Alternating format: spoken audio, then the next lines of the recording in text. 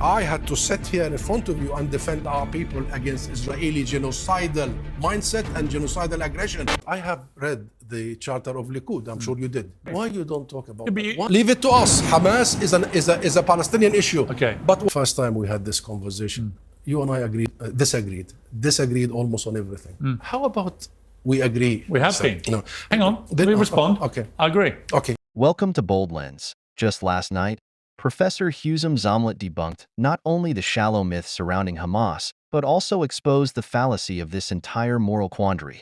Watch as he confronts Piers directly. I'm going to ask you a bigger picture question. Do you see a future for Hamas in any political power role after this? Yes. You do? Yes. As far as they adhere to the framework of the Palestinian national institutions, the PLO, and there is a dialogue right now. And I believe we have advanced a great deal. Hamas accepted the idea of a state of Palestine on the 1967 borders. In Beijing, there was a meeting, they came out with a statement. There is a lot of pressure and movement. So we agree that there is no one group that can take the Palestinian people in a direction of war or peace without consulting the National Front. But asking about Hamas and genocidal and exterminating the other, I haven't seen anything written, but I have read the Charter of Likud. I'm sure you did. You did too. Likud, for your viewers, are the ruling party of Israel, right? You know, in the Charter, they say the land of Israel is from the river to the sea. Complete extermination, erasure of Palestine and the Palestinians. Why don't you talk about it? But it works both ways, I agree. Why you don't talk about it? Why the world doesn't talk? And if you know ask what? me, You know what's the difference? You know what's the difference? There's no difference. No, there is a difference. The difference is Israel is a state actor in the UN, so it has a set of responsibilities, while Hamas is a group. But if you ask want me, to compare Israel as a state actor, but if you ask compare me, it to us. okay. Compare it to us. And ask me, what is our policy? Ask me, what is our vision? What are we doing for the last year? What we have done to contain the madness of Israel?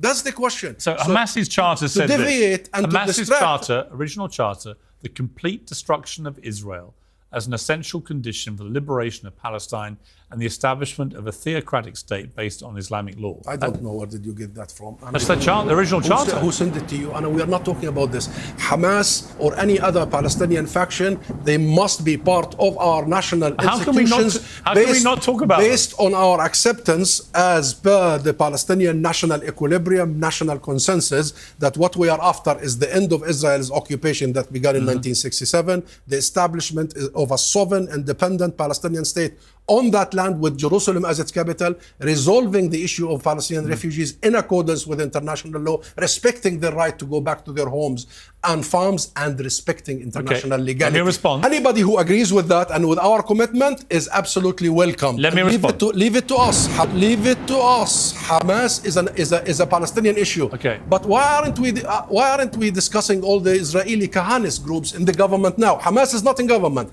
Why aren't you? Can I get a word in? Okay. Speak, please. Literally about to say to you, there are many things I'm sure we find agreement on, not least the essential need out of this for a two-state solution. Palestine must have its own state. I believe that Netanyahu has to go. I believe Ben-Gvir and Smotrich and these right-wing headbangers on his cabinet all have to go. They have been talking in genocidal language. It's completely outrageous. And I think that Netanyahu, in his desperation to get back into power, did a deal with the devil with these guys. And we saw his attempts to thwart the power of the Supreme Court before all this, causing huge protests amongst his own people. So on all that, we'll be in agreement. The settlement expansion on the West Bank has been appalling and outrageous, right?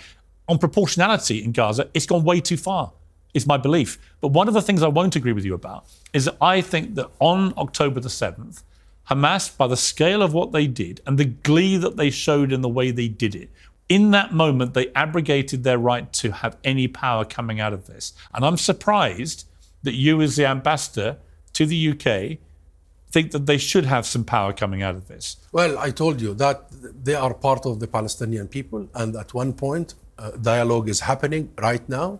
And the dialogue has been taking a long time, so we make sure that we are in one ship. The ship has a captain. But who will run Gaza out of this? It is only the Palestine Liberation Organization, the State of Palestine, and the government of the State of Palestine, that is the PLO, that has formed of late, only 3 months ago, a new government made of technocrats, not made of Fatah or Hamas or any technocrats, professionals who can go and do the huge, humongous job of rebuilding Gaza, of providing recovery. And who else aid. has to help with that process? Only Palestinians can only be governed by Palestinians, because Where will the money come there from? are so Ambassador? many dubious. Who's going to help you rebuild? We have our own money that Israel is stealing right now. And by the way, Israel is not just waging war in Gaza, it's waging war in the West Bank. You mentioned the settlements. Yes. The settlements, there is the settler terrorism. I think it's appalling, the settlements. Appalling. Okay, no. But when settlers go to villages in the middle of the night and burn homes and cars and kill people, is that terrorism? Yes. Or not? Is that terrorism? I think it is. Can you say it? Yes. It's what? I think it's terrorism. It's terrorism. So, and who is sponsoring that settler terrorism? What's the state that is harboring? I agree. it? Israel's allowing it to happen. So Israel, the government's allowing that to happen. Excellent. And it's completely wrong. Excellent. So It this is a state- terrorization of the people on the West Bank. So I agree. This is a state-sponsored terrorism in the West Bank. But also, there is another war happening. Israel is trying to collapse the Palestinian Authority. They have withheld funding for months. Smotrich is on an onslaught against the Palestinian institutions, so is Netanyahu. And the whole idea is what you just started by describing. They don't want to see anyone But I agree, they have to anyone go. central, But- national. but here's my no, point. it's not I about think them. they have It's to not go. about them. No. But Well, it is don't- about them. No. Don't reduce it. Have a mindset. This has been for decades. That's a big mistake to think it's if Netanyahu goes, everything will be hubbly-bubbly. Everything will be just I don't assume that rosy, at all. rosy. We have a mindset to change in Israel, and that's why we have a plan. And the plan is very clear.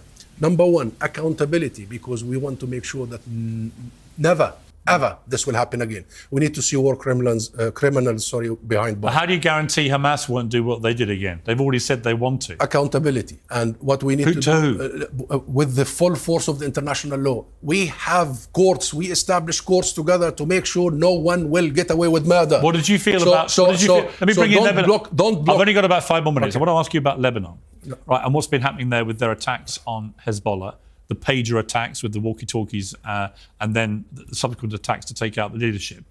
They would argue from October the 7th onwards, the first thing Hezbollah did was fire a bunch of rockets at Israel. They've carried on firing them all year, and at some point, Israel, having seen 70,000 of its people displaced, is entitled to defend itself. Your response? The same story. You know, Hezbollah was created in 1982 because of Israel's occupation, military invasion of Lebanon. And since then, Israel has been occupying Lebanon until 2006. Israel left Lebanon in 2006. There were a Lebanese area, according to the Lebanese Shib'a Farm, still Israel occupies. And that's the context. But you know, the first time we had this conversation, you and I disagreed almost on everything. How about we agree? We have been. No. How about this? Do you think we have been in the last 5 minutes? On some. How about we agree on some foundational? Because you know there is a lot of distraction and what's the word? Deflation. Let's agree on a few. Okay. things. The first thing that we need to agree on is huge, unprecedented, historic injustice has befallen the Palestinian people for 100 years. Since the Nakba, at least, of 1948, and the mass expulsion, ethnic cleansing of two-thirds. Okay. Then came the... Well, hang on. Then came... Hang on. Let me respond. Okay. I agree. Okay, you agree. And you agree that Britain had something to do with that? Yes. Okay. You remember the Balfour Declaration? That was a colonial arrogance where we were cancelled as a people. So we were turned into non-Jewish minorities, when in fact we are the original people who lived there for millennia. Then came the occupation. I would also point out, though, that hundreds of thousands of Jewish people were also displaced at the same time. Displaced from where? From their own homes in Arab countries. I'm talking about my country. I know, and but I'm saying it about wasn't my land. Yeah, but you're taking my it again. father's land. I know. My father's home was taken. I understand. Was taken But you're taking it in isolation. and replaced. What I'm saying is, And my in father- that period, and my father- hundreds of thousands of Jews were also displaced from their homes in Arab countries. All refugees have the right to go back. All of them. Disagree with that. You agree with that? I think the principle is sound. We have to be consistent here. So when I say Palestinian refugees, all refugees who have a righteous claim. Do you agree that the rest of historic Palestine, the 22%, the West Bank, East Jerusalem, and Gaza are occupied territory? I think that there is an element of occupation that has been. What do you mean element? Well, what's element? I wouldn't describe Can you it. be half pregnant? Well, because here? I've heard the arguments from the Israeli side about what they feel is the land they're entitled to and why. And some of it they make compelling arguments about. So I do believe when Israel says there's been no occupation of Palestinian people, I think that is simply wrong. It's false. Piers, But I do understand there are territorial disputes over land. I'm in disbelief. of you not saying that there is occupied territory. This is the UK official policy, long-standing conservatives Labour. This is the international consensus. This is the UN Security Council resolutions. And by the way, that was not a Palestinian demand that this is the occupied territory and end the occupation. It's a Palestinian concession, because for many Palestinians, our land is from the river to the sea.